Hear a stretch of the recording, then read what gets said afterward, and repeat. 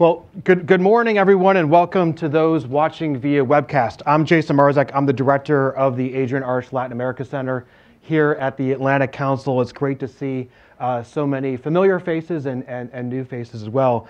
I want to thank, first off, by thanking our panelists for joining us today for this very timely conversation on Venezuela's oil industry and the launch of our latest policy brief, which you should have picked up on your way in, authored by Francisco Malnaldi in the middle there.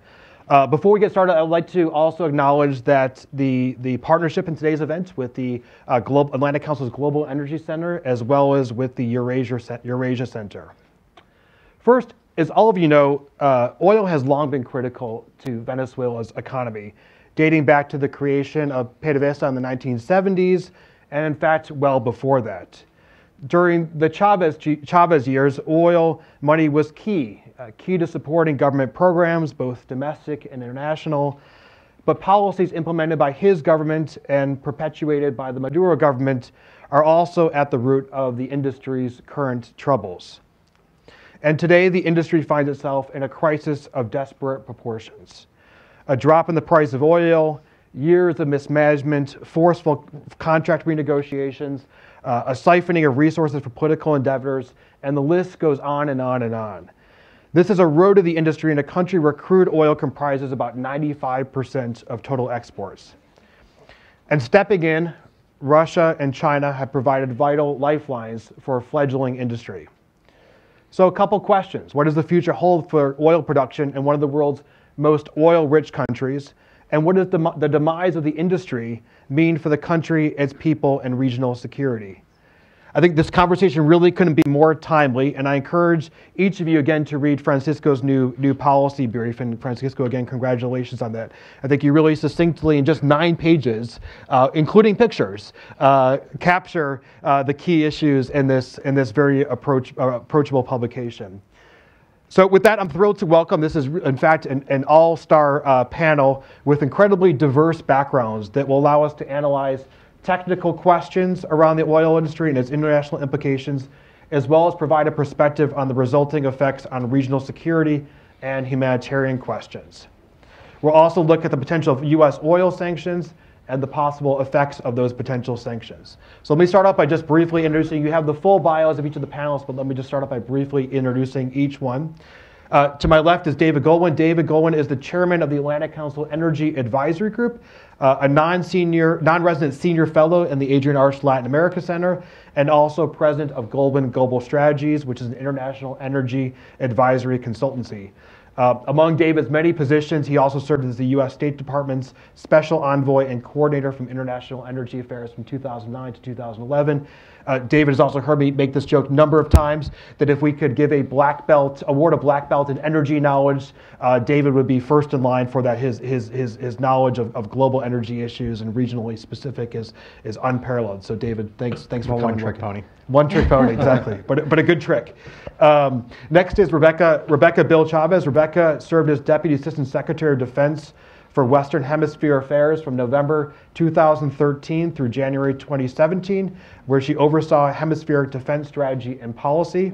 She was also previously a professor of political science with tenure at the U.S. Naval Academy and served as an advisor to the commander of U.S. Southern Command from 2007 through 2012. Rebecca, welcome. Great to have you here. Next to Rebecca is Francisco Malnaldi. Francisco, among Francisco's many titles, the title I will use today as well is Atlantic Council author.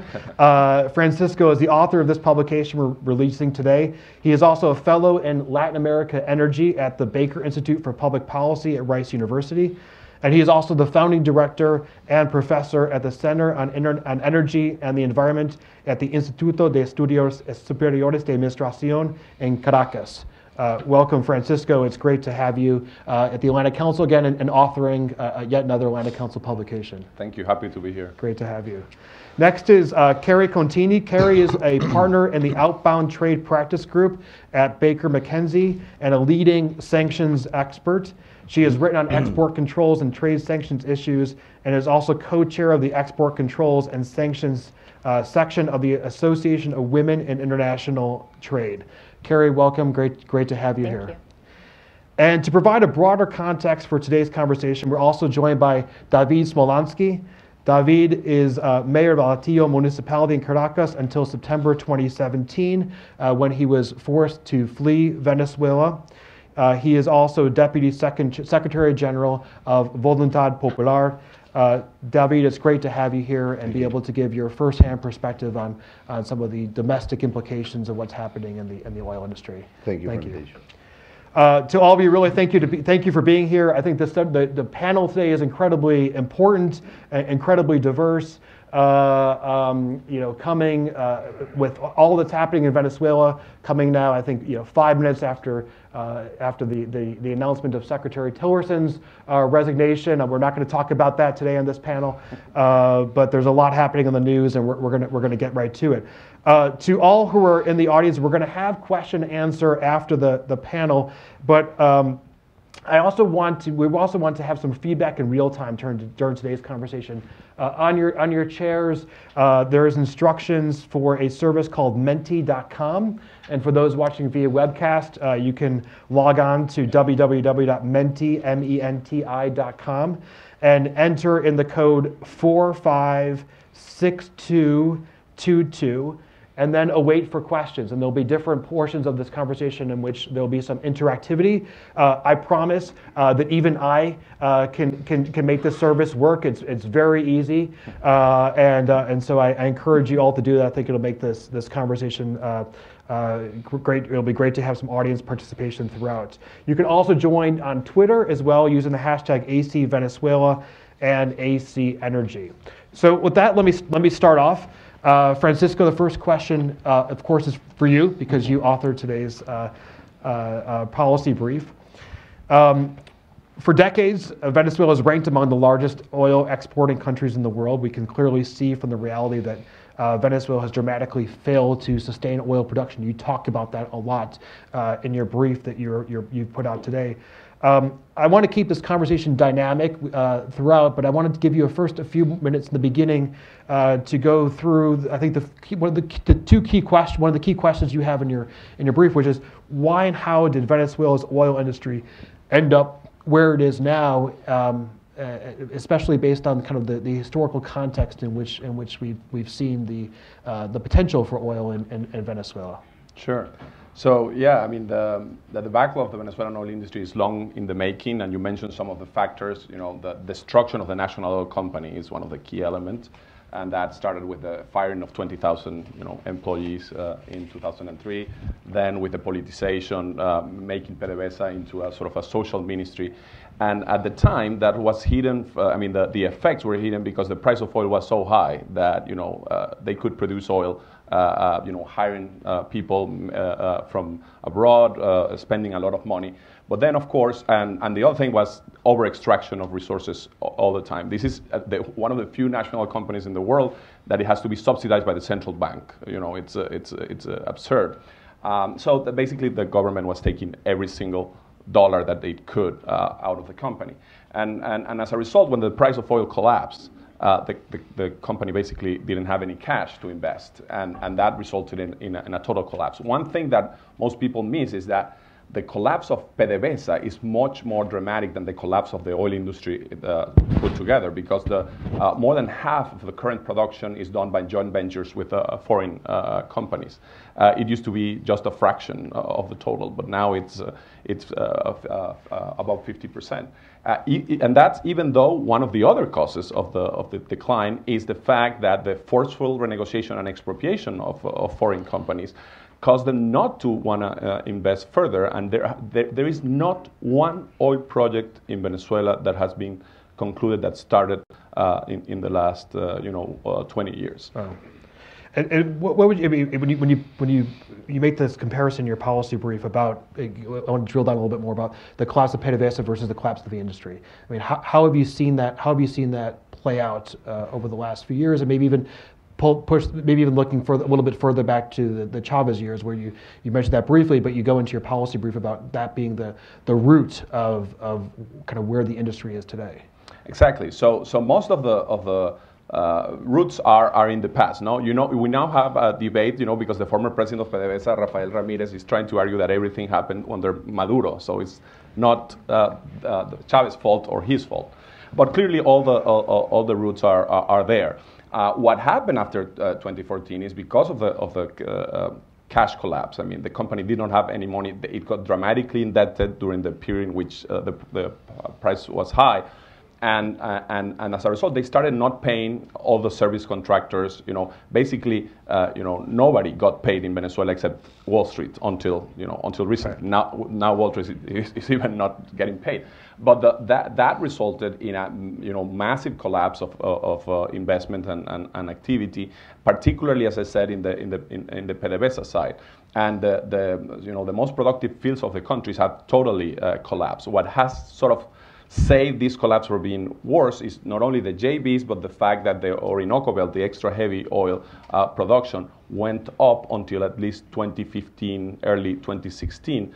Since then, it has declined, but at a very slow pace compared to the conventional production that PDVSA itself carries most of it. David, what else would you add when you're looking at the collapse of the industry and PDVSA? Are there certain factors that you see from an international perspective as being most prominent for where we are today? Sure. Well, one internal factor. I mean, part of the reforms, the nationalization, was that Venezuela insisted that PDVSA be the operator. And have control over a project. So even when you're in a joint venture, that decision of whether to invest, what kind of money you can take out, who gets paid, PDVSA has a tremendous amount of influence over. So that has led to really, I think, a kind of paralysis in the joint ventures as well. They are getting by, but they're being really pillaged by PDVSA and by the Venezuelans. So that's undermined it. But the long-term effects, just to expand on what Francisco said, is when you don't invest in safety, you don't invest in field recovery, you don't invest in equipment, and you don't pay your contractors, you're going to accelerate the decline. So that's what we've seen on the fields that PDVSA controls, is they have declined precipitously, and they're not coming back until there is a debt restructuring because there's no money to put in it. And you've seen this plateau, it's a little bumpy, but a little plateau of the joint ventures because at this point, unable to get any profit out of those joint ventures, and having some serious issues about who PDVSA is insisting they write checks to in the accounting for those joint ventures. I think you're not going to see any significant reinvestment in those joint ventures either. So I think that's why things are declining fast, and you have to consider the workers also. I mean, there are people who are they are hungry. They are not well treated. They're feeling insecure in the places where they're operating.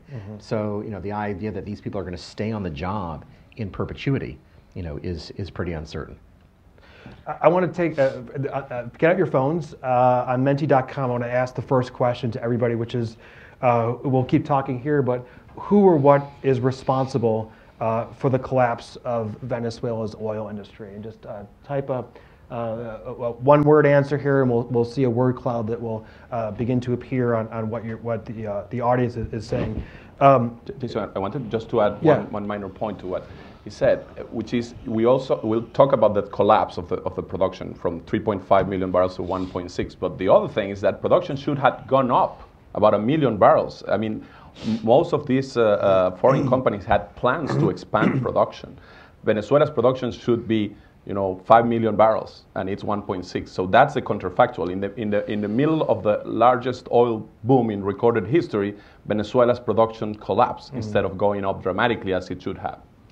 Due to a number of the factors we've put out, I mean, the technical capacity, the joint ventures, the nationalization, all those different, and David as well. I mean, the security implications too. I mean, there's David was mentioning that when you were mayor, you focus a lot on security issues. I mean, this is also an impediment to investment. If you maybe talk a little bit about that. Absolutely. Well, thank you again for having me.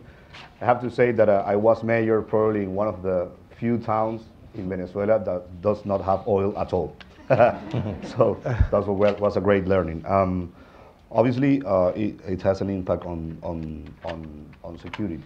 And adding of what was said before, what we need to understand is that PDVSA has been almost destroyed in 19 years. We're talking of a country that now produces 1.6 million barrels, 1.7 million barrels a day, when more than 10 years ago we were producing almost a double. And on the political perspective, I think it's important to understand what is going on inside of the regime right now. I mean, many people are talking, for example, about the opposition that is divided. I'd like to talk more about how the regime is divided. And the main fracture that is going on right now is with Rafael Ramirez, who was the president of PDVSA, who was probably one of the most closest Chavez manager that he had on his public administration, and now he's a dissident of Nicolás Maduro. We need to understand that PDVSA has become one of the 4 pillars that maintain the regime. The other 3, the Electoral Council, the Supreme Court, and obviously the most important, the armed forces. As a mayor, is something that is interesting, and I'll try to explain this. 10 years ago, when the budget was planned, it was planned with a barrel of $20 or $30. And Francisco could correct me with that. But the price was $100, $80, $90. That difference went to an institution, its name is Fonden. Fonden accumulated approximately $170 billion. That was managed by Chavez with no accountability at all. And it was so much money to buy loyalty. And through that institution, many mayors and governors was dependent to do their jobs. Now, there's no money at all. But it's even worse on security, because the guy that he's running PDVSA right now is Manuel Quevedo, a high official, a military. I mean, this is a regime that is run by military, but PDVSA was always run by a civilian. Now it's run by a high official from the National Guard. And what is, in my opinion, very dangerous, I'm sorry if I'm taking a long time to answer this question, is that this guy was in charge in Caracas of the repression in 2014, where, for example, Leopoldo Lopez was detained and many people were killed. This is the guy who's now running PDVSA. So what is the message on the geopolitical context? We're going to defend with arms PDVSA, and probably we're going to defend with arms the oil industry. David, as you were talking, I'm looking at the word cloud here, and the words that are most prominent insofar as who was responsible. I see Chavez. I see, as you were, corruption for the demise of the industry. Chavez, corruption, government mismanagement. I see Maduro going up the left-hand side. So I think all issues we're talking about. Rebecca, from a broader perspective, I mean, there are a number of different countries very close to Venezuela, whether we're talking about its immediate neighbors or whether we're talking about beneficiaries of Petrocaribe in the Caribbean or in Central America. How concerned are you about the broader security effects in the region of what David and David and Francisco are talking about, of really this kind of downfall of the oil industry in Venezuela beyond where it should be today? I'm very concerned, and also before we look more broadly at the region, just internal security in Venezuela has become a real problem. The homicide rate for 2016 was, I mean, it's really hard. The government does not provide numbers on this, or at least accurate numbers. Was 92 per 100,000, whereas in the US it's around 6 per 100,000. In Colombia it's in the mid-20s. The homicide rate in Caracas, some estimates say it's 140 per 100,000. And people are turning increasingly to the criminal sector to survive. 80%, I read a poll recently that 80% of Venezuelans fear being murdered in the coming year. So that, coupled with this crisis when it comes to food, the humanitarian crisis, food, access to medicine, has led to, I think we should call it what it is, a refugee crisis. Which threatens to destabilize the region. I'm particularly concerned about Colombia. As you all know, Colombia is in the midst of implementing a historic peace accord, which is requires tremendous government resources. I mean, one of the big issues in Colombia is establishing government presence in ex-conflict zones. But what we're having is we're seeing a diversion of resources, of course, as Colombia tries to absorb these really overwhelming numbers of Venezuelan migrants. I think 600,000 Venezuelans are now in... Legally. Yes, Yeah, exactly. So there are more than that. More than that, exactly. Legally. In Colombia. In Colombia. I think it's about, and I think the numbers have really increased dramatically since just the first 2 months of this year. Yeah. So I think those numbers are going to continue to rise.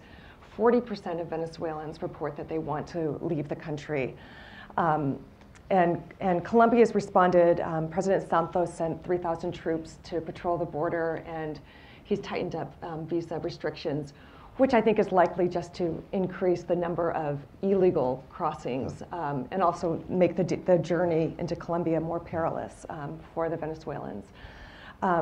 This is obviously because of the political situation, but also further aggravated by kind of the lifeline that the oil industry provides in Venezuela. Yes, definitely, which is responsible, I think, for a lot of the hunger, of course, that we're seeing. I think you've all probably seen the images in the press of women lined out outside sterilization clinics because they don't want to have babies they can't feed. Images of children who have scars on their body from knives from fighting for food. The poverty rate has increased from about 50%, which is already quite staggering in 2014, to close to 80% today. So all of this is, of course, driving massive numbers of Venezuelans to leave the country. And Colombia, I think another issue, just really quickly, one other security issue broader is the Petrocaribe issue that I think we'll have a chance to talk about later. I know you've written about this, David, but the Central American and Caribbean nations that are so reliant on Venezuela. Yeah. And so, I mean, it's clearly this is a domestic disaster. What's happened to PDVSA, where it should have been, given where Venezuela is and the oil industry overall. But it's clear that the implications, both because of what's happening in the oil industry, but also because of the political dynamics, spread far beyond Venezuela's borders. I want to bring Carrie in, and I want to move on here to talk a little bit on current and potential U.S. sanctions, and then we'll look at the entrance of foreign actors such as Russia and China into the space, and then we'll look at kind of broader effects on the population of the demise of the industry. Carrie, the U.S. has ramped up the drumbeat of sanctions on Venezuela. Imposing financial sanctions on PDVSA, targeted sanctions on, I think at last count, over 40 Venezuelan government officials. Other countries have followed suit as well, the Europeans with targeted individual sanctions. Maybe first, for those who are unfamiliar with the process, maybe walk us through first, how are sanctions determined? What's the process behind kind of the administration's thinking and what type of sanctions are levied and how do those actually get implemented?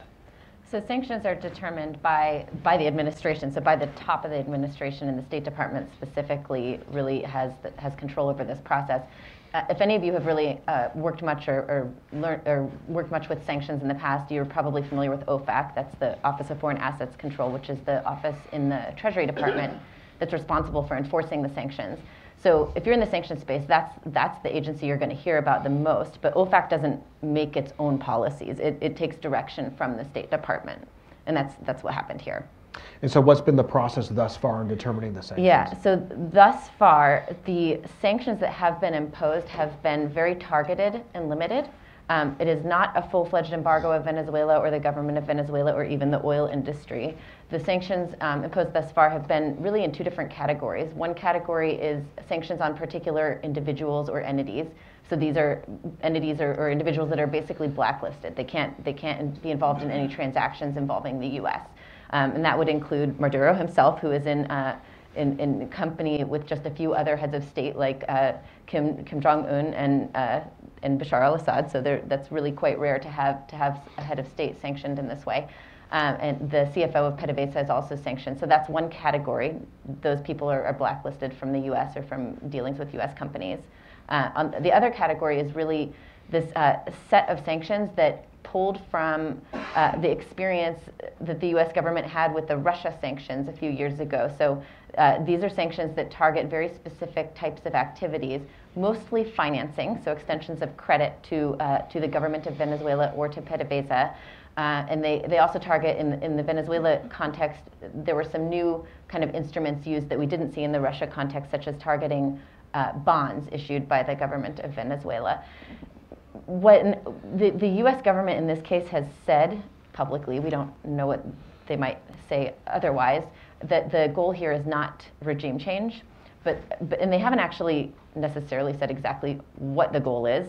It doesn't seem that we clearly have not seen free and fair elections, so that hasn't happened yet.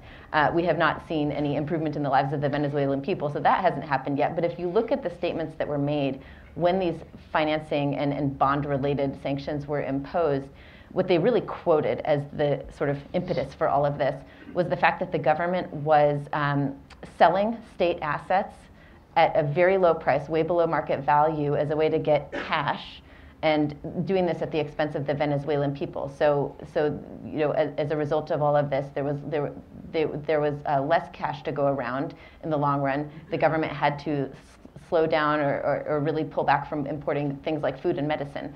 So that has had a real impact in that way. And it seems like so far the sanctions have truly had an economic impact, but how that fits into some sort of broader purpose is really unclear at this point.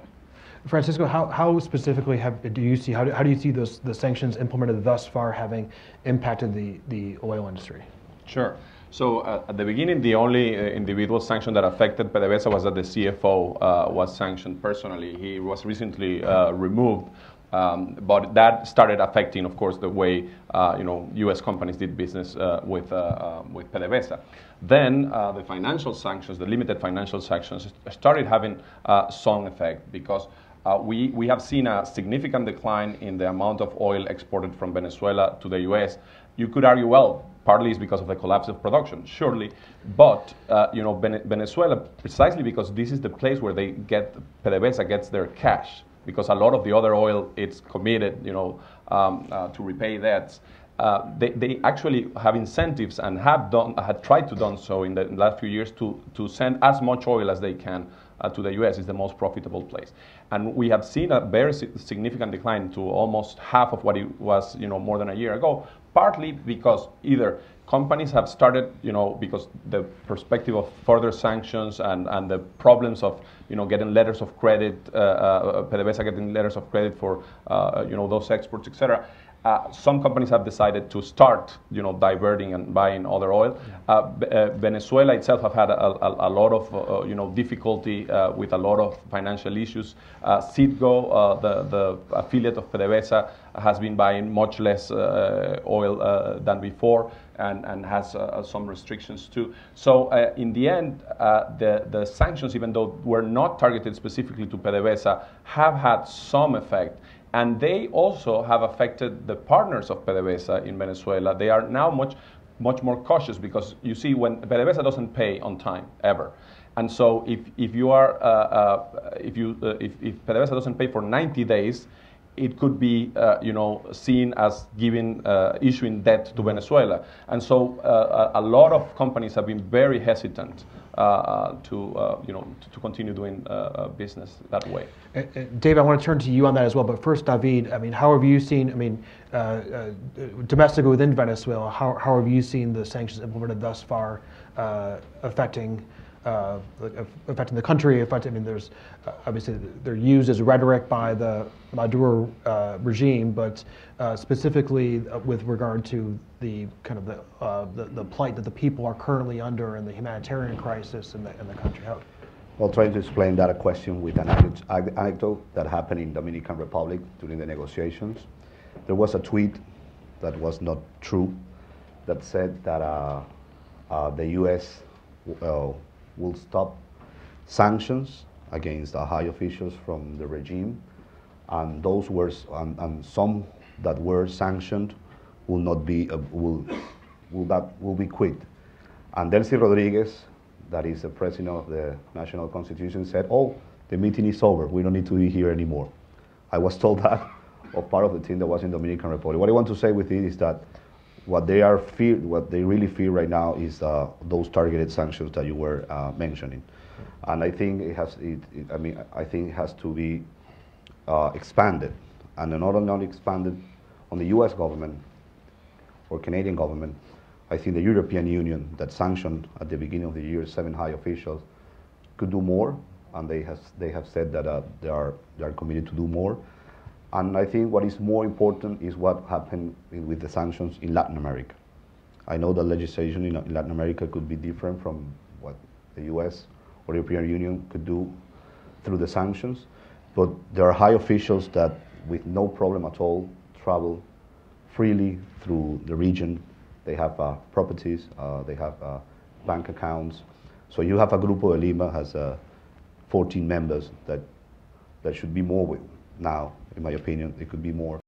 Those are the things that, in my opinion, especially when you have the Summit of Americas next month, needs to be thought from Grupo de Lima, especially when you have a point in Venezuela right now that you cannot be on a gray zone. I mean, you have a fraud election that has been called with political prisoners that cannot be candidates, with no international observatory, with at least 1 million of Venezuelans that cannot vote abroad, and with an electoral council that is no neutral.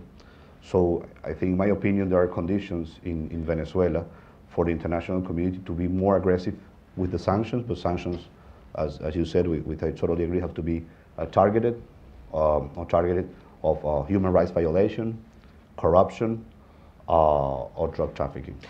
David, Francisco was mentioning the effects of sanctions implemented thus far. We're going to go afterwards to discussing the potential of ratcheting up the current sanctions, but the effect that that's had on companies that partner with PDVSA, and the implications down with downstream and kind of more broadly. And so, what from your perspective, what are you hearing from companies? What do you, insofar as, is there that apprehension, as Francisco is mentioning, of further investments in Venezuela because of the possibility of new sanctions, and how are companies trying to mitigate some of those the concerns around and protect some of their assets in regard to the potential of new sanctions by what we've seen in the past?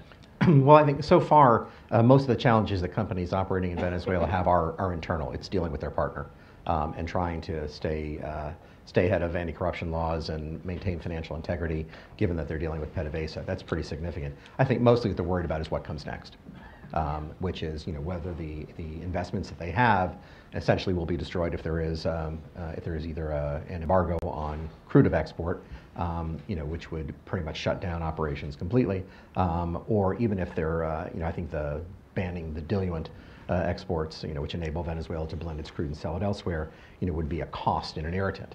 Yeah. But I think right now that's really it's really a question of holding on internally and what comes next. But what comes next really is the core issue. Yeah. And if I can pivot to that one, go for it. I mean, from a foreign policy point of view, sanctions are a tool. You start with what's the end state you're trying to achieve, which in this case is free and fair elections, release of political prisoners, access to media, to give at least a playing field where the opposition is capable of mounting a contested election and having an election that goes forward. So the question is whether anything that we've done so far or anything that we could do would actually achieve that end state. The idea so far has been put pressure on individuals and try and isolate the regime diplomatically as much as possible. So clearly that hasn't worked, because Venezuela has a strategy, and it is to tie itself to Russia and China, its primary creditors, probably to default on its sovereign debt, and in Argentina style, sort of enter into a long negotiation that way, and hang on, as long as possible. So the question for the U.S. is, could you do an embargo that would bring the Venezuelan economy to its knees and force a change in government internally generated? You certainly could, because we're a dominant buyer, and if we added insurance sanctions so that we banned basically with support from the European Union, sort of disabled anybody from insuring a tanker to ship from Venezuela, you could certainly do that. So the question isn't really could we, it's should we. Mm-hmm. And that's where I think it's much more complicated, because the United States on its own faces a serious legitimacy challenge if we decide we are going to unilaterally take steps which will bring down a government. Then we change the conversation in Venezuela from what is the Maduro regime doing to Venezuela to what has the United States done to it. See Cuba, doesn't work all that well. And so we need some multilateral support, and this is where it hasn't been forthcoming. It's not going to be in the Security Council because you're not going to get the Russians and the Chinese to go along. The OAS doesn't really have the ability to do it. The Lima group is not, it's a contact group. So right now we really don't have the means to do that. So I think it would be dangerous, although it would hurry the day for Venezuelan collapse. I think it would not be responsible for the U.S. to be the precipitating cause. So I think what we will see are steps like maybe that are symbolic steps, like we won't export diluent even though they can get it from the Russians. And I think what David was talking about, I think is important, which is other governments, even if their impact is minuscule, need to do the kinds of things that we are doing also to either ban exports or do things that are concrete. And of course, the Europeans are the other issue, and because of the U.S.-Russia issue, the Europeans don't really want to go anywhere near oil embargo or oil or trade sanctions because they don't want that applied to Russia. So it complicates it, but I think unless we multilateralize it, we're going to be in the world of these symbolic steps. And a number of the individual sanctions that have been done thus far have been done in a multilateral context with other key Latin American partners. Rebecca, I saw you shaking your head yes in agreement. Yeah, no, I would be the legitimacy question I think is really important. And it's interesting, President Macri, Mauricio Macri of Argentina actually urged, when he met with President Trump in November, he urged Trump to impose a full oil embargo on Venezuela, and he said, we'll be with you, the community of Latin American nations. I doubt that very much. Yes, exactly, not Mexico, that's for sure. So I think that the multilateralism is really important, and I also think your Cuba point is good. We've seen how it's worked in Cuba and how in many ways it actually bolstered the Castro regime. Francisco, from your perspective, David was mentioning diluent as being potentially targeted in additional rounds of sanctions. How could something like that, stricter measures, maybe aimed at maybe it's additional financial sanctions levied against PDVSA, what would be, in your estimation, what would be the effect of some of those types of measures on the industry and on PDVSA itself? Yeah, they will increment what already is happening, making it harder for them, to conduct business and to invest. In the case of the diluent, Venezuela imports both refined products for the domestic market, refined products to blend with the extra heavy oil, and light oil to blend with the extra heavy oil. The part that serves as a diluent will affect some of the exports of Venezuela, although, as David mentioned, they have increasingly been importing diluent from Russia and doing these kinds of deals elsewhere. Of course, that probably is reducing their margins because the cheapest way to do it is to import from the U.S.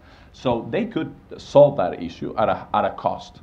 I mean, similarly, even in the full embargo, eventually Venezuela might be able to sell a lot of that oil to Asia if the embargo is only the U.S. not buying oil. If it includes the other things that David mentioned, it might be even worse.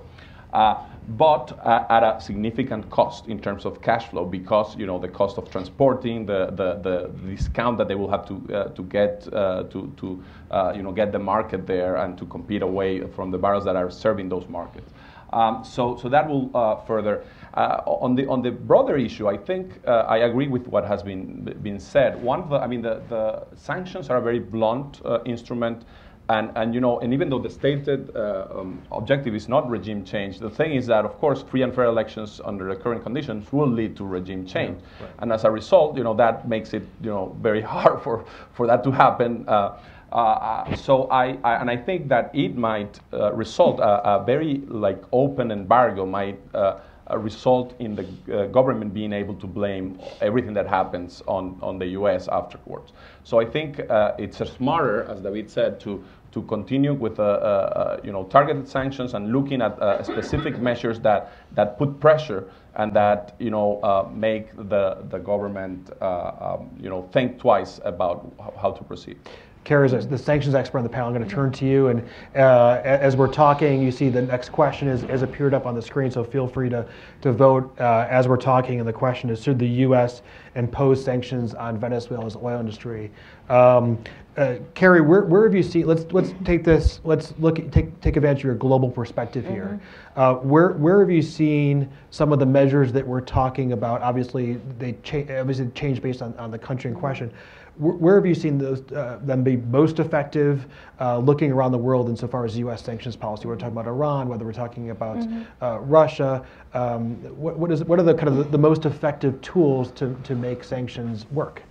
Well, what's kind of funny is that so far, we've been talking about how there are all these efforts on the U.S. government side to make this more of a multilateral exercise. At least there's been at least some lip service to that.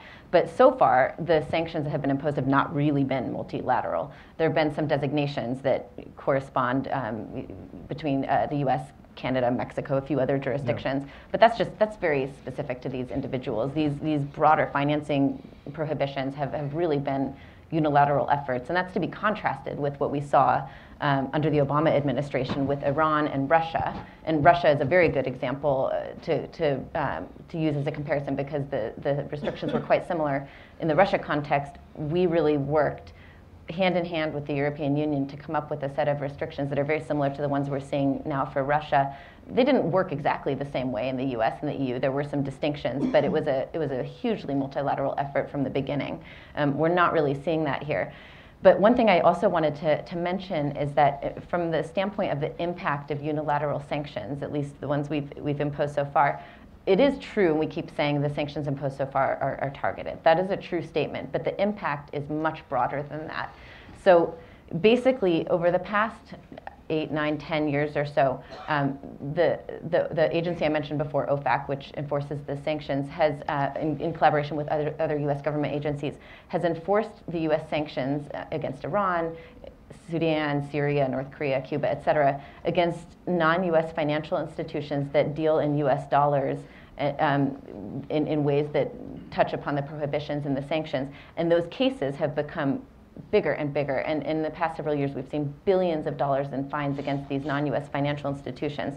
So what that has to do with Venezuela is that these non-U.S. financial institutions are petrified of being sanctioned by, or being penalized by the U.S. and getting billions of dollars of fines against them. So they are extremely conservative, and they don't even want to touch anything that even remotely looks like it could be sanctioned. So what we're seeing is that, okay, the sanctions against PDVSA are quite limited, and in fact, they're more flexible than the broader sanctions against the government related to financing. There's more flexibility for PDVSA, but to be able to convince your bank to process a PDVSA transaction in U.S. dollars is very difficult. Yeah. As you're talking, I'm looking at should the U.S. impose sanctions, Carrie, and it's 48% of the audience says yes, 50% say no. For most polls, that would be within the margin of error. Although I'm not sure if there's a margin of error for this type of for the poll we're doing among the crowd here. So the audience is pretty split. And throwing that question back to the panel, what do you see? Full-on oil embargo has been discussed for quite some time. As we're talking about, there is this potential of further ratcheting up of sanctions as we get closer to the election that's currently scheduled for May. Whether it's before the election, whether it's after the election, it seems likely that some other action will be taken. What is your perspective on an imposition of a full-on oil embargo? What would that maybe start with you, Francisco, on what would that do to the industry? What are the other kind of options for Venezuela in that context? And then we'll look domestically. And then after this, I want to move on to looking at the role of Russia and China and Venezuela. Sure. So basically, I mean, Venezuela in the last months is only exporting about 400,000 barrels of oil to the U.S. But say we get an average a little bit more, 500, 600,000 barrels per day. That is a very significant amount, and that's where most of the cash flow for the company comes from. So diverting all those barrels to Asia, basically to India and China, which are the the alternative markets, will be costly, will be problematic. It will require significant discounts. So I think it will further affect the cash flow of PDVSA, and as a result, it will affect investment and lead to further decline in on production. It also creates a problem for some of the joint ventures that have specific markets here in the U.S. that they send their oil to. That will further affect the activity of partners in Venezuela, which, as I mentioned, were the only ones that have sustained production. So the effect will be, I mean, it depends, of course, if this is phased in and it gives them like 3 months, because of course refiners in the U.S. also are very worried that happens all of a sudden. But it seems, I mean, the administration has been signaling that they are seriously considering this option this time. And as I said before, I mean, my concerns are more about what it implies politically. To have this is, of course, the more sort of political of all the options. No, it's like reminds people of the Cuban embargo, etc. There are other more sophisticated kinds of sanctions that will have less of that political impact. Such as what we were talking about before. I mean, the selective application of the insurance issues, of the financial, further tightening of the financial sanctions, the ones about the diluent. I mean, all those things are smaller and less dramatic. I want to turn to David about what would be the effects on the U.S. market. But before, David, from your perspective, what would be the effects of a full-on embargo for the Venezuela context? Both how would it affect the government, but also how would it affect the Venezuelan people from your perspective? Well, I think, first of all, we need to understand that the more Maduro is in power, the less barrel are produced by PDVSA. So he's in charge to destroy Perilous de Venezuela. This is not a company that is working well. I mean, it's been destroyed systematically for 2 decades.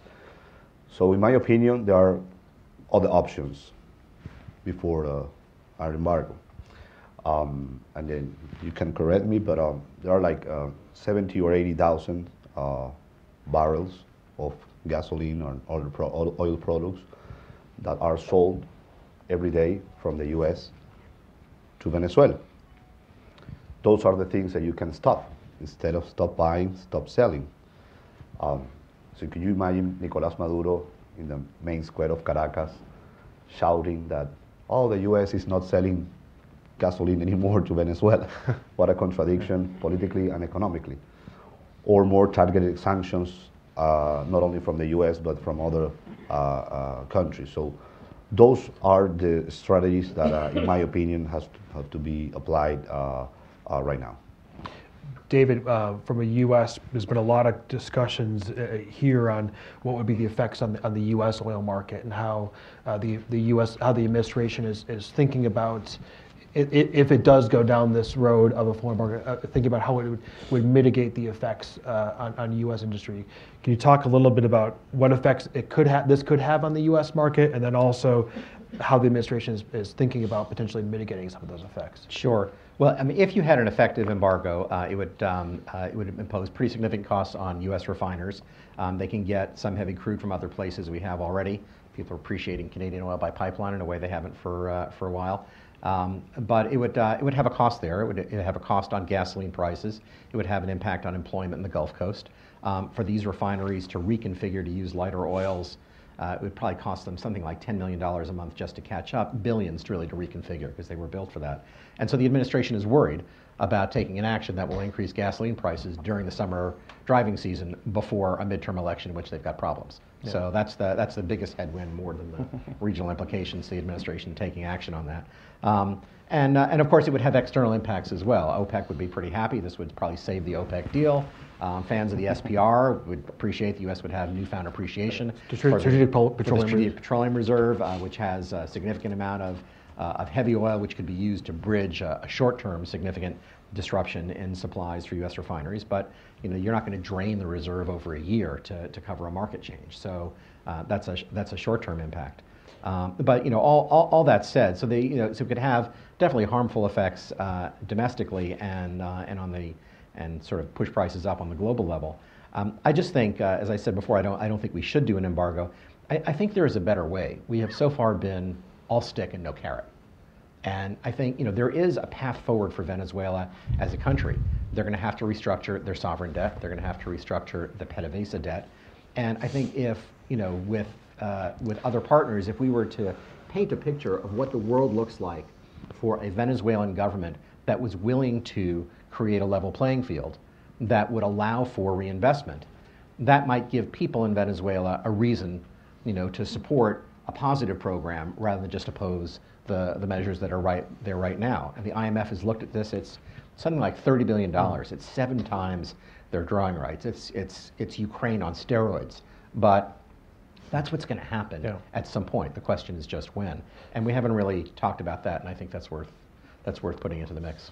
And on the U.S. refineries, I mean, what is the process of say there's an embargo, we stop importing Venezuelan heavy crude. What's the process of conversion of refineries that currently are processing Venezuelan crude? How long does that take? How complicated is that? Well, you look to other producers of heavy crude, and so you may pay a price differential since those are scarce, since they're going to other places. And all crudes are not alike, so there's a chemistry that varies. And so for the refiners to adjust that chemistry to deal with those new crudes is a cost. And it can run, some industry sources have said that could run them $10 million a month to sort of deal with, just those changes. So that's the short-term fix, is you just try and find other sources of supply. A longer-term fix, do you actually change the configuration of your refinery to deal with lighter crudes, which means you produce different products. The slate of products, as they refer to them, whether it's diesel or gasoline or other things, is pretty high value. It's why we have these basically highly sophisticated heavy oil refineries. The crude is cheap, and the products are high value, and it's high margin, and it's good refining business. You switch that, you're talking billions of dollars in expenditure, which will result in lower margins. And that's why I think the Gulf Coast refiners are so loath to make those changes. But short term, it's like any other scarce commodity. You're going to pay a premium for finding it.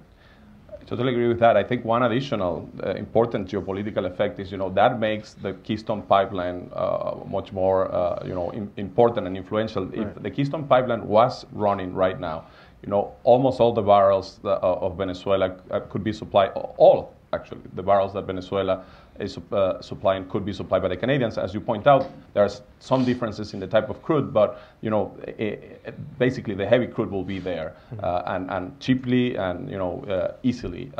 Right now, because of the difficulties transporting Canadian oil to the Gulf Coast, you will have to import oil from the Middle East, most likely, and Venezuela will export to those markets. And of course, that it's more costly. But I think that's the other sort of natural sort of event to happen. And for Rebecca, I mean, there would be effects. And David wrote a publication. What was that, David? In 2016 on Petrocaribe and the Petrocaribe, the Caribbean's gamble with Venezuela is what it was called. From your perspective, Rebecca, I mean, if in this scenario, or even in the scenario of what Francisco was talking about from the get-go, right? An industry that's kind of that's not producing at the level what it should, a state oil company that that's been run to the ground. What are the implications for the countries in the Caribbean and Central America that are so dependent upon the largesse of Venezuela through the Petrocaribe program? I think it's grim, to say the least. One thing that I think could be an interesting possibility is Mexico has mentioned sort of using oil diplomacy itself and helping out the countries of certain countries in Central America and the Caribbean. And there is some precedent with the 1980 San Jose Accord, where Mexico and Venezuela actually agreed to they provided generous credit to 10 Central American and Caribbean countries for oil. So I think there are, I think other countries in the community of Western Hemisphere nations would have to step in. That would also be very consistent with Enrique Peña Nieto's foreign policy shift, taking on more international, being more active in international affairs, and the new Mexico National Development Plan. And also Mexico is already doing a lot more in Central America and the Caribbean, in other areas. So And another benefit of this is if you were able to wean the Caribbean states off of Venezuela, it'd be much more easy to secure votes in the OAS against Venezuela, which would be helpful. There are caveats to this. Mexican oil production is down, is a big one. There would also be a political cost if Mexico were to do this. And finally, there is an election in Mexico in July. Right. Exactly. Well, if I could just pick up just a for it. two-finger on one of the words Rebecca used, which is credit, because the real issue for Petrocaribe and Petrocaribe is credit. They don't give Venezuela subsidized product, oil or crude oil or product. What they do is they give them credit so that they can essentially buy it for free. So the risk to the Caribbean economies is to blow a hole in their fiscal budgets, and that's something the IMF is extremely well equipped to deal with, or the U.S. Treasury. So we're talking about a credit issue, not a product issue. There's plenty of product for them to buy.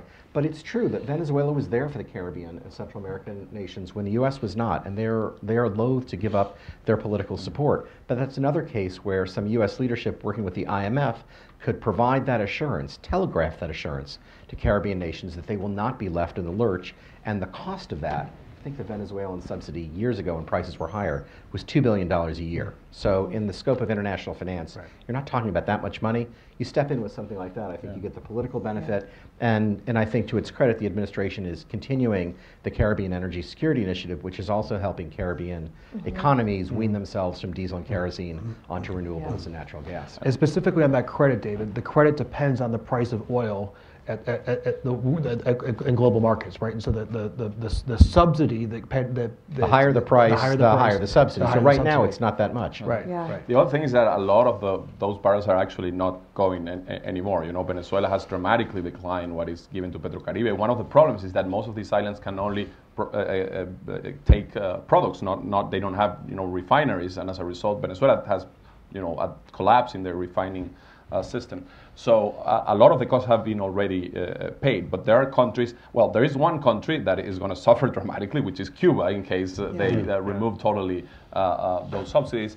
And there are other countries that, because of their economic difficulties, like Haiti, that Haiti's could be heavily impacted. Yeah. And Cuba specifically relies on the import of Venezuelan crude for hard currency that it gets on the international markets, or kind of reselling it. Yeah, although they have reduced that significantly, so it's not anymore what it used to be, a cash cow. Carrie, just quickly, just before we move on, what would there be in this scenario of a potential imposition of sanctions? Would there be a process? What would be the process for companies that want an exception to what would be what would come out of OFAC? I mean, OFAC these days pretty frequently, not every time, so we can't predict that this would happen for sure, but OFAC pretty frequently issues general licenses that authorize a wind down period. So that's kind of the first step. And in a general license, it sounds like something complicated, but all it really is just a provision in the regulations that tells you that a certain set of activities is authorized. So if you read the regulations, you can comply with that provision, you can move forward, you don't have to submit anything to OFAC. So a wind down period is, for something this dramatic, I would say pretty expected. Secondarily, there's a process for requesting specific licenses from OFAC. I would be sort of surprised if there would be a favorable licensing policy around that. I mean, technically, you can always ask OFAC for a specific license. You can ask them for anything, with respect to any sanctioned country. It's just that they're going to deny it unless there's some sort of policy reason or humanitarian reason for supporting it. So I think in this context, although there's still that mechanism, it's pretty unlikely that OFAC would actually grant specific licenses or exceptions, as you would think of them. Yeah, I want to move on, Debbie. I want to move on to the question of Russia and China, which Francisco talks about in his policy brief, and maybe Francisco, I'll start with you first. I mean, we've seen both playing an increasing role in Venezuela, maybe for different purposes, but both playing an increasing role, lending billions of dollars to PDVSA, oil shipments that are owed to the Chinese, Rosneft having issuing PDVSA a loan in return for 49% share in Citgo share. So, from your perspective, how has this entrance of Russia and China into the Venezuelan energy space, how has that reverberated in the country, and how has that influenced both the industry, but also kind of the trajectory of PDVSA? Sure. So, I mean, today, in terms of the industry itself, the biggest foreign investor is still Chevron, but the next two are the Chinese national, CNPC mostly, and Rosneft from Russia. And if you consider the last, say, 5 years, then you see a dramatic difference in that the Russians have been the ones really incrementing their involvement in the Venezuelan oil industry. In fact, are one of the few signing, new deals and willing to enter into new ventures. Most of them are not ventures in which they are actually putting any money yet. So in a way, it is sort of they are buying, good real estate when prices are really cheap. I mean, when Venezuela is desperate. The other thing, as you mentioned, is the financing side. And there, of course, China is a bigger player, but they have been unwilling in the last few years. They refinanced the debt, but they are unwilling to, expose themselves more in Venezuela. Whereas the Russians have been a little bit more aggressive. And as you point out, they got as a guarantee half of the shares of Citgo. And they seem to be wanting to change that because basically the U.S. is not going to be allowing them to get that. But they have gotten an attractive guarantee yet, and they have signal, even though there are mixed signals, but they have signal that they are willing to get more involved in Venezuela. Mm-hmm. Whatever is that is for more geopolitical reasons, or it's more like a business move. I think it's a mix of both, but certainly. They seem to be the ones helping the most right now. Mm-hmm. David, what are you seeing from a domestic political perspective? What do you see as the short-term, but also the longer-term effects of an increase in Russian presence? Well, first of all, I have to say that I totally agree with what Francisco just said. I mean, the Russians probably are the ones who are helping most right now, Maduro's regime. In my opinion, it's just a geopolitical interest, what they have. There are very complicated things that have happened recently. For example, oil and gas fields that were given to Rosneft that were not approved by the National Assembly, by the new National Assembly. So you could conclude that that's illegal. And they are having problems like many other companies in Venezuela because of the crisis. We have talked this morning, but if they are not, even though if they are not producing the way that they would like to produce, if they are someone spoiling the U.S., that they are fine with it. So that's, in my opinion, the problem that we're having right now. And to be honest with you, to be really honest with you, probably this is the most under the radar topic in Venezuela right now domestically. Why? Because people in Venezuela are surviving, not living. So I mean, people are just wake up and think of what I'm going to have for breakfast, or when it's 6 p.m. people go to their houses because of insecurity, and people are just worried because don't have medicine to go to a hospital. So in that context, which is, in my opinion, Venezuela is the biggest crisis in the Western Hemisphere. And we have to see that the crisis in Venezuela is not affecting only Venezuelans, as Rebecca said earlier. In my opinion, Venezuela the Maduro's regime is a threat to the region. Probably Russians know that.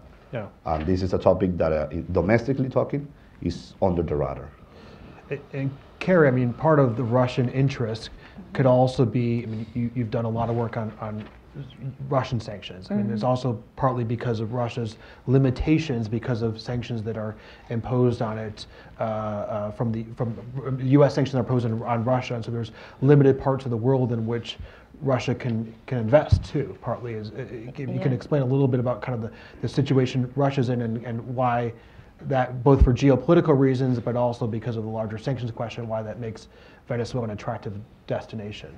Well, yes, so there are, like I mentioned earlier, there are somewhat similar sanctions imposed against Russia. So there are restrictions on Gazprom and Rosneft and some of these other companies on their own credit and financing. But beyond what we see in the Venezuela context, there are also restrictions on certain types of energy projects. So that's deep water, Arctic offshore, or shale projects. And those sanctions were recently expanded, so now they can apply to projects anywhere in the world. And what that really means is that with respect to those kinds of projects, there can't be any U.S. nexus, so there can't be U.S. dollars, there can't be U.S. companies involved. And that's what ends up limiting where they can operate in a place like Venezuela, especially if the U.S. is imposing greater and greater sanctions on Venezuela, ends up looking like a better opportunity because they can engage in those sorts of projects without U.S. jurisdiction. I'm going to turn to question in a few minutes. I just have one last question for David and Rebecca. And as I do that as well, I want to ask another question to the audience as well, which is, in addition to a change in government, what is most important to revitalizing Venezuela's oil industry? And you'll find a few different options on the Mentimeter here. David, as Francisco was mentioning, the Russia's seeming to kind of double down in Venezuela, but Chinese apprehension about further investment. What is, from your perspective, what does that mean for kind of broader U.S. Energy interests in the hemisphere? I mean, how concerned should we be about this increased Russian presence in Venezuela, both from a Venezuela domestic perspective, but also from a broader regional energy perspective? Well, I think it's more of a strategic risk than it is an energy risk. But you can see how this plays out.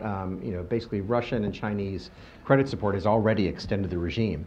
I think, as both Francisco and David said, the Russians have gotten 5 new projects and 2 new gas fields, basically as in exchange for debt obligations, and that can create tremendous business, I think, for Kerry as well, because if Venezuela were to decide to change its framework and to go from majority PDVSA interest to a majority foreign interest, and it were to give Rosneft greater shares in entities, joint ventures, in which there are U.S. participants, you would force those U.S. companies out of those joint ventures unless they got some sort of a license.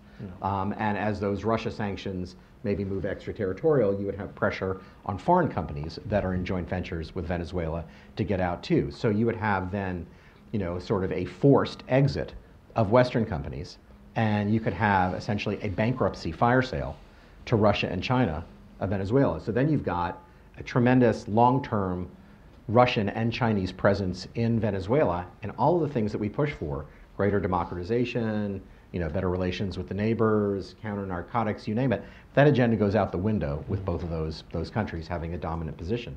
And I think it is strategic, but it's also economic. Venezuela is an incredible geologic resource. Yeah. I mean, it has huge amount of reserves, and with the right framework, there was no reason why it wouldn't be producing, market conditions allowing, a great deal more than it is. But that future would then lie with Russia and China rather than us. Rebecca, if you were still sitting in the Pentagon, how concerned would you be about this? Well, I would be very concerned for, the reasons that you're saying, sort of long-term Russian-Chinese presence in Venezuela, and the implications for democracy, I think, are significant. And from a broader regional perspective? Well, from a broader regional perspective, I remain concerned about I think my primary concern is the destabilizing effect of the migration crisis, this refugee crisis, and I really believe that it's going to take a concerted international effort to address this. I think we should, like I alluded to this earlier, I think we need to call it what it is, a refugee crisis. We're seeing increasing backlash in some of the countries against the migrants. There have been some incidents in northern Brazil recently where there have been some attacks on migrants. So I think it's the international community really needs to step in and provide real assistance to the countries that are on the receiving end. Yeah. Mm-hmm. We've had an incredibly robust conversation. We've covered a number of different topics, and I want to open up to questions from all of you. There'll be microphones circulating, and I see. We'll take those. Why don't we take together your two questions? If you can state your name and affiliation. Glenn Schatz with Link Labs. Rebecca, you alluded to the elections in Mexico earlier, but I was wondering if the panel could speak to maybe the electoral implications around the region, because there are a number of elections this year coming up. Okay. And then there's another question back here as well.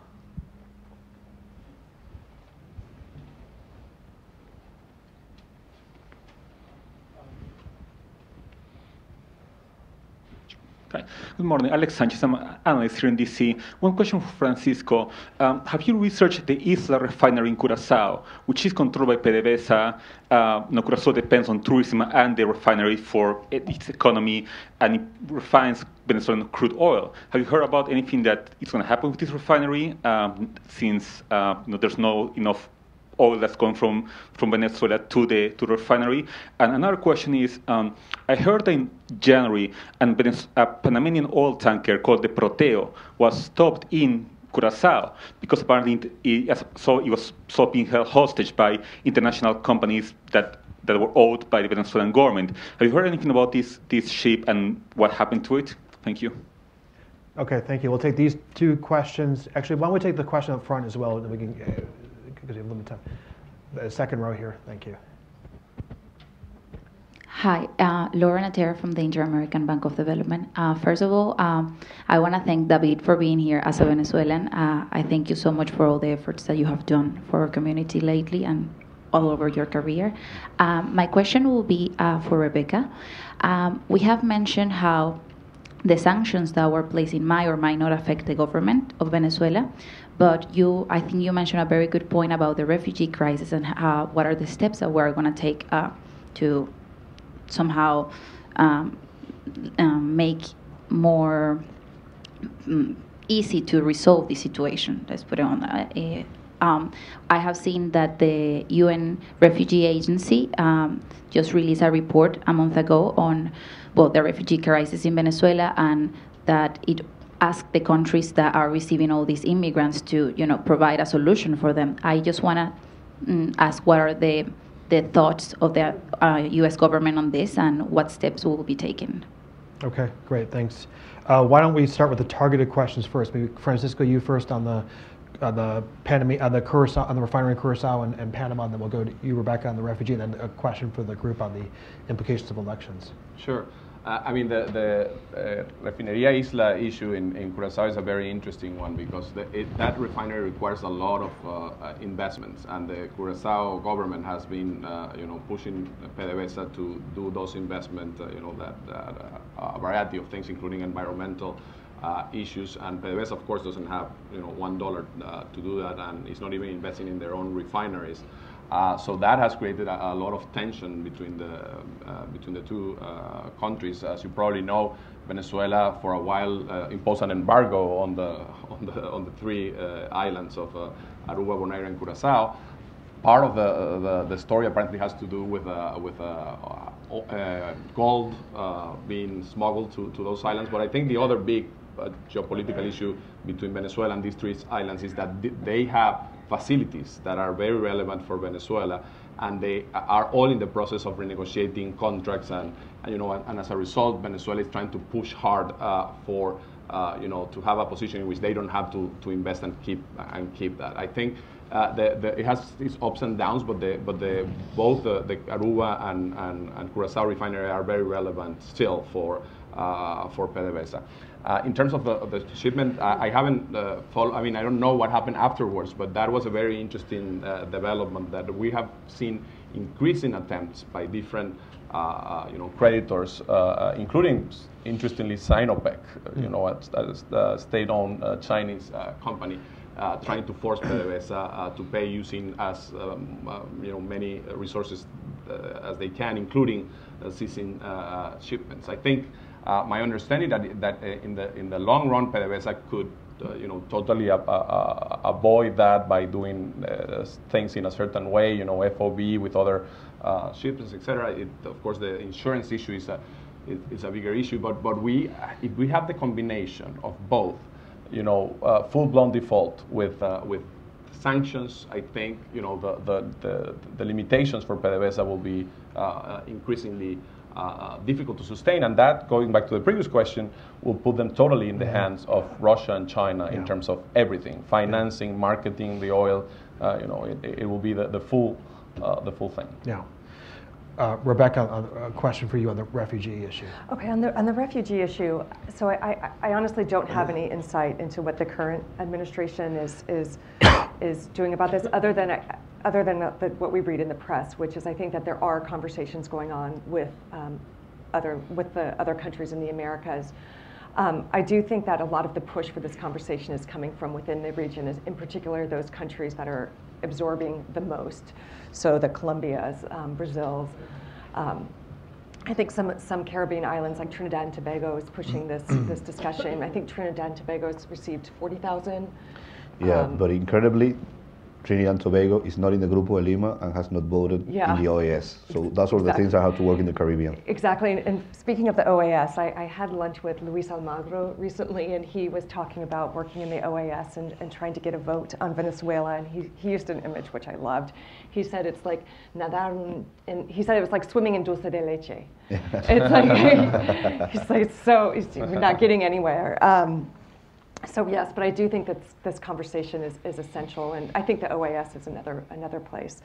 The electoral implications, that's a really tough question, Glenn, but I think that the countries, the 3 elections upcoming, and I look forward to hearing what you all have to say about this as well. We've got Colombia with an important election, Brazil, and Mexico, of course. I think Mexico, in the case of Mexico, I don't think this will be as big of an issue as it is in a country like Brazil, where the leading candidate right now is this, extreme law and order guy.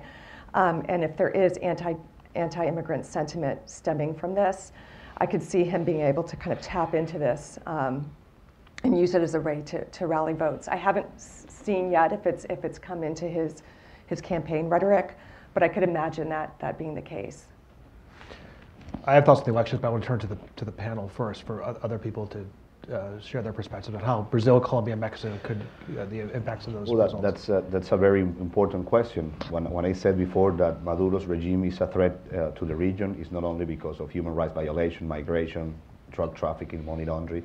It's because the project that started Chavez in 1998 has an objective that could be replied in other countries. So obviously they're going to try to play hard in Mexico, Colombia, and Brazil that represent approximately 2/3 of the economy of Latin America, that represent more than half of the population of Latin America. And those countries, those governments, they have been really supportive to the Venezuelans who want to be free, who wants to have democracy.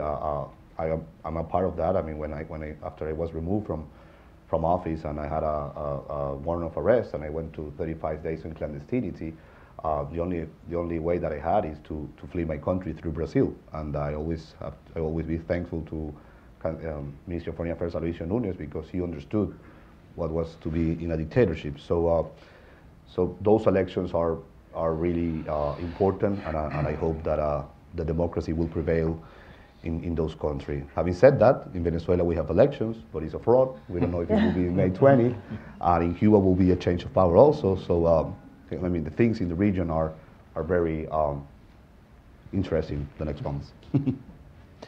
I'll just chime in there as well. I think agree with Rebecca on Brazil. I think Colombia is very much divided the polls right now between a very left-wing and right-wing candidates, and whereas in Mexico you see Andrés Manuel López Obrador having a pretty significant lead in the polls right now. He has talked about a policy of kind of non-intervention.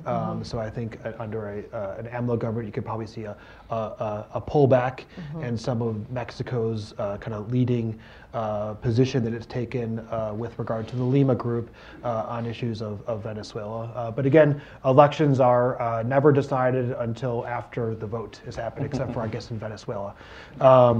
So I think that there'll be consequences of those elections, but still I think too early to tell in each of those 3 major countries. We also, I want to give Francisco the last word, but I'm just bringing the results of your poll here. Beyond a change in government, what is most important for revitalizing Venezuela's oil industry? And I think it's about 58% have said restructuring PDVSA, and 61% opening the doors to foreign investment is incredibly important for restructuring the industry. I assume that when people are thinking about opening doors to foreign investment, they're thinking beyond Russia specifically. Exactly. Francisco, last question for you. At the end of the policy brief, you lay out a few different scenarios of what we could expect to happen this year and beyond. And absent, obviously one of the key factors here is this is a change in government, which is part of that question here. But also, what would need to happen for the oil industry to move forward in the short term, long term? I mean, what's going to be critical when the situation on the ground does present itself? What will be the first and second steps to revitalize at this point a very fledgling industry? Sure. So, I mean, the status quo, of course, will produce a significant additional decline in oil production. That could be even worse, depending on sanctions and the degree to which the default leads to more difficulties for the national oil company. And so some analysts are predicting a much sharper decline than the one I predict. Because I mean, I think that because joint ventures and extra heavy is most of what is remaining, and that has been declining at a much less pace. It will be less dramatic, but that could change depending on these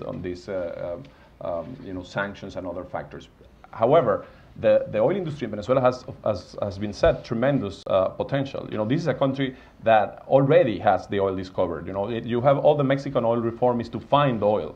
I mean, Venezuela has zero geological risk to drill on the Orinoco Belt, and it has difficult but a lot of declining fields that put in the proper hands and with the proper technology could significantly increase production. That of course requires the top service contractors in the world being active there, and that requires a lot of partnerships with foreign companies. So there are very interesting models that have been applied in the region. The Mexican model, the Colombia, Brazil, that Venezuela can apply.